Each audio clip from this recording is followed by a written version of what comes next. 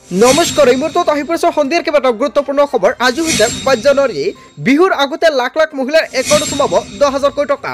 অসমৰ মুখ্যমন্ত্ৰী ডক্টৰ হিমন্ত বিশ্ব শৰ্মাই ৩১ লাখ মহিলাৰ একাউণ্টত ১০,০০০ কোটি টকা প্ৰদান কৰিব।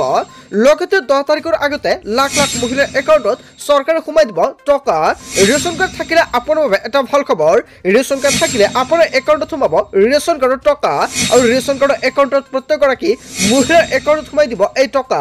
লগতে PM কিষাণৰ ১৯ নম্বৰ কিস্তিৰ টকা কিমান তাৰিখত সোমাব আৰু ইয়াক লৈ কেন্দ্ৰীয় চৰকাৰে নতুনকৈ এখন তাৰিখ ঘোষণা কৰিলে। লগতে অসমৰ মুখ্যমন্ত্ৰী ডক্টৰ হিমন্ত বিশ্ব শৰ্মাই এটা নহয় দুটা নহয় কেইবাটাও গুৰুত্বপূৰ্ণ সিদ্ধান্ত গ্ৰহণ কৰিছে। কেইবাটাও ৰাজনৈতিক খবৰৰ লগতে অৰাজনৈতিক খবৰ যুগুত কৰা হৈছে আজিৰ দিনটোত। গোটেই অসম তথা ভাৰতৰ বিভিন্ন প্ৰান্তৰ পৰা যুগুত হৈছে কেইবাটাও ডাঙৰ খবৰ। এনেবোৰ খবৰ নিতৌ পাই থাকিবলৈ চেনেলটি ছাবস্ক্ৰাইব কৰি ভিডিঅ'টো এটা লাইক কৰিবলৈ নাপাহৰিব।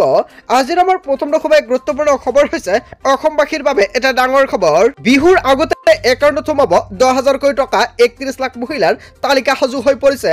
অতি শীঘ্ৰে মহিলাসকলৰ একাউণ্টত চৰকাৰে সোমাই দিব টকা। বিহুৰ আগতে মহিলাৰ একাউণ্টত সোমাব ১০,০০০ কোটি টকা।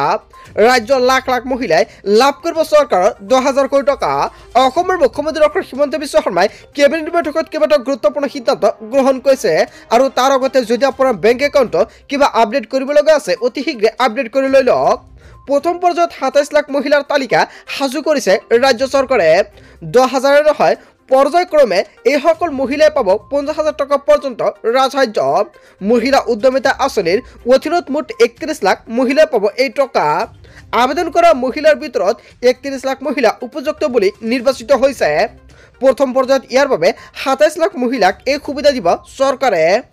এপ্ৰিলত এইসকল মহিলাই লাভ কৰিব চৰকাৰৰ ১০,০০০ কোটি টকা। ইয়াৰ পিছত বেংকৰ ঋণ আৰু ৰাজসাহায্য মিলি লাভ কৰিব ২৫,০০০ কোটি টকা। অহা মাহৰ পৰা প্ৰস্তুত কৰা হ'ব এই আঁচনিৰ চূড়ান্ত তালিকা। এপ্ৰিলত বিহালীৰ পৰা আৰম্ভ হ'ব এই আঁচনিৰ ধন বিতৰণ কাৰ্যসূচী। মৰিগাঁৱৰ কেবিনেটত এটা ডাঙৰ সিদ্ধান্ত গ্ৰহণ কৰিছে চৰকাৰে। লগতে ২,০০০ কোটি টকাৰে আবণ্টন দিব।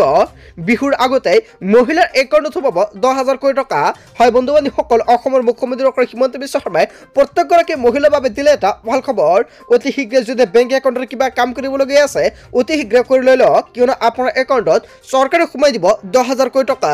তাৰপিছত অসমবাসী ৰাজক জনাইছো আমাৰ পৰৱৰ্তী গুৰুত্বপূৰ্ণ খবৰ। লগতে ডাঙৰ খবৰ, আপুনি নতুন ৰেচন কাৰ্ড পালেনে?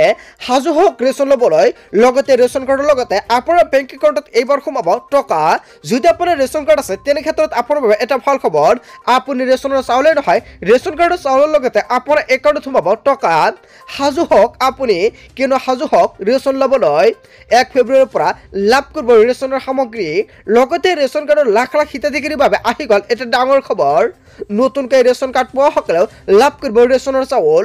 যদি আপুনি নতুনকৈ ৰেচন কাৰ্ডৰ বাবে আবেদন কৰিছিলে তেনে ক্ষেত্ৰত আপুনি ফেব্ৰুৱাৰী মাহৰ ১০ তাৰিখৰ আগতে ৰেচন ল'ব লাগিব। ৰেচনৰ সময়তে নাপালে দিব পাৰিব আপুনি অভিযোগ। দোকানীৰ লগতে গ্ৰাহকসকলেও মানিব লাগিব কেইবাটাও নতুন নিয়ম। ১০ তাৰিখৰ ভিতৰত কৰিব লাগিব এইকেইটা কাম, অন্যথা আপুনি ৰেচনৰ চাউল নাপাব। ১০ তাৰিখৰ আগতে সকলোৱে ৰেচনৰ চাউল লৈ লওক। মনত ৰাখিব ৰেচনৰ চাউল সংগ্ৰহ কৰাৰ সময়ত দিয়ক আপুনি ফিংগাৰপ্ৰিণ্ট দি সংগ্ৰহ কৰক ৰচিদ। ই-পষ্ট মেচিনৰ দ্বাৰা দিয়া ৰচিদ ল'ব লাগিব হিতাধিকাৰীসকলে। অন্তোদয় অন্ন যোজনাৰ অধীনত ৩৫ কিলোকৈ চাউল লাভ কৰিব হিতাধিকাৰীয়ে। অগ্ৰাধিকাৰ পৰিয়ালে ৫ কিলোকৈ চাউল লাভ কৰিব। হিতাধিকাৰীয়ে ৰেচন সংগ্ৰহ কৰি ল'ব লাগিব ৰচিদ।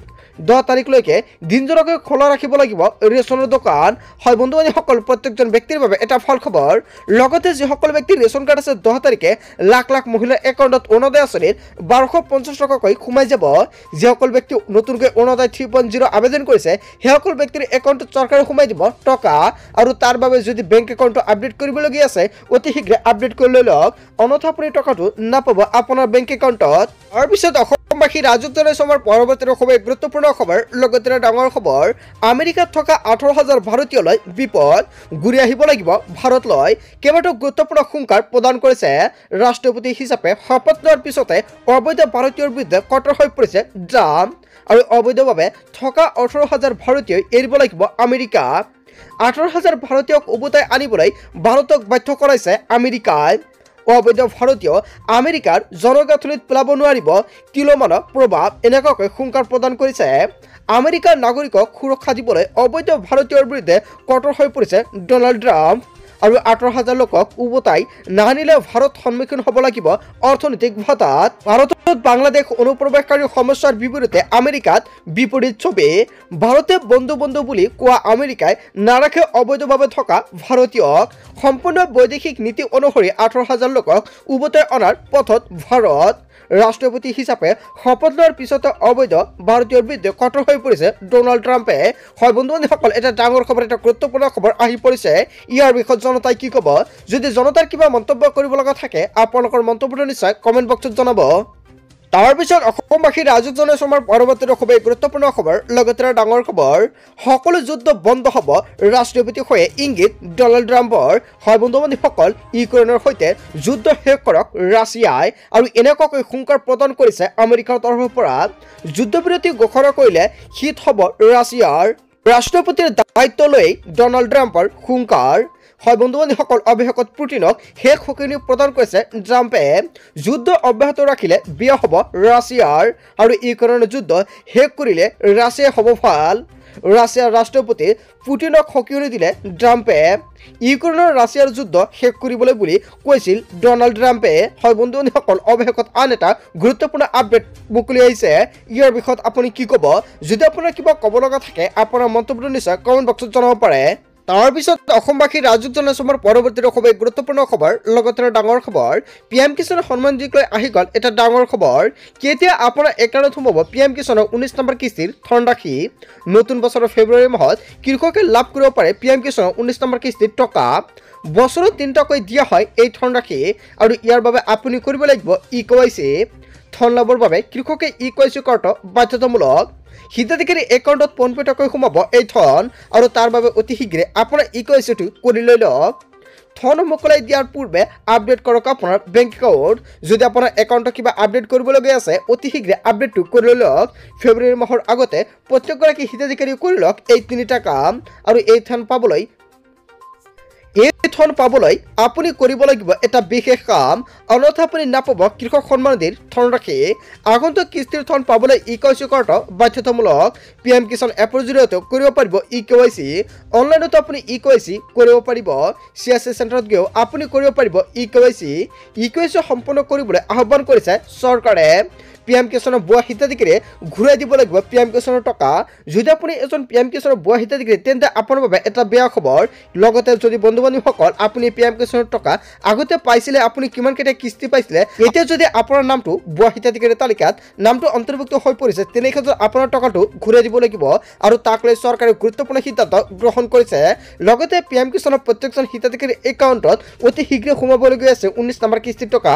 টকাটো পোৱাৰ আগতে EKYC লেণ্ড ছেডিং লগতে আপোনাৰ আধাৰ লগত বেংক একাউণ্ট লিংক কৰিব লাগিব আৰু যিসকল আধাৰ লগত বেংক একাউণ্টৰ লিংক নাই অতি শীঘ্ৰে পোষ্ট অফিচৰ এটা একাউণ্ট অপেন কৰি লওক, কিয়নো পোষ্ট অফিচৰ একাউণ্ট অপেন কৰিলে লগে লগে PM কিষাণ টকা সোমাই যাব আপোনাৰ একাউণ্টত।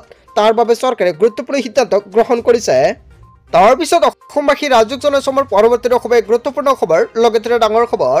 আধাৰ কাৰ্ডক লৈ আহি গ'ল এটা ডাঙৰ খবৰ আৰু আজিৰ পৰা ৰাজ্যত আধাৰ কাৰ্ডক লৈ কেইবাটাও নতুন নিয়ম সলনি হৈ পৰিছে। NRCত আবেদন নকৰিলে এতিয়া অসমত নাপাব আধাৰ কাৰ্ড। মুখ্যমন্ত্ৰী ডক্টৰ হিমন্ত বিশ্ব শৰ্মাই নতুন বছৰৰ মাজতে কেইবাটাও গুৰুত্বপূৰ্ণ নিয়ম সলনি কৰি দিছে। একাংশ জিলাত জনসংখ্যাতকৈ অধিক আধাৰ কাৰ্ড ইছ্যু হোৱা দেখা গৈছে আৰু অসম বাংলাদেশ সীমান্তত প্ৰতিদিনে যথেষ্ট সংখ্যক লোক ধৰা পৰিছে আৰু এই বাংলাদেশীসকলে অসমত আধাৰ বনাই আন প্ৰান্তলৈ গুচি যায়। বহু বাংলাদেশীয়ে অসমত উলিয়াইছিল আধাৰ কাৰ্ড আৰু ইয়াক লৈ কঠোৰ হৈ পৰিল চৰকাৰ। 2014ত NRCত আবেদন কৰা সকলেহে লাভ কৰিব আধাৰ কাৰ্ড আৰু আধাৰ কাৰ্ডক লৈ আহি গ'ল কেইবাটাও নতুন নিয়ম। 2025 বৰ্ষতে কেইবাটাও গুৰুত্বপূৰ্ণ নিয়ম সলনি হৈ পৰিছে। হয় বন্ধু বান্ধৱীসকল, NRC আৰু আধাৰ কাৰ্ডক লৈ অসমৰ মুখ্যমন্ত্ৰী ডক্টৰ হিমন্ত বিশ্ব শৰ্মাই যিটো সিদ্ধান্ত গ্ৰহণ কৰিছে আপুনি কি ক'ব? যদি আপোনাৰ কিবা মন্তব্য কৰিব লগা থাকে আপোনালোকৰ মন্তব্যটো নিশ্চয় কমেণ্ট বক্সত জনাব। বন্ধু বান্ধৱীসকল, গোটেই অসম তথা ভাৰতৰ বিভিন্ন প্ৰান্তৰ পৰা যুগুত হৈছে কেইবাটাও ডাঙৰ খবৰ। এনেবোৰ খবৰ নিতৌ পাই থাকিবলৈ চেনেলটি ছাবস্ক্ৰাইব কৰি ভিডিঅ'টো এটা লাইক কৰিবলৈ নাপাহৰিব। চ' থেংক ইউ ফৰ ৱাচিং ফুল ভিডিঅ'।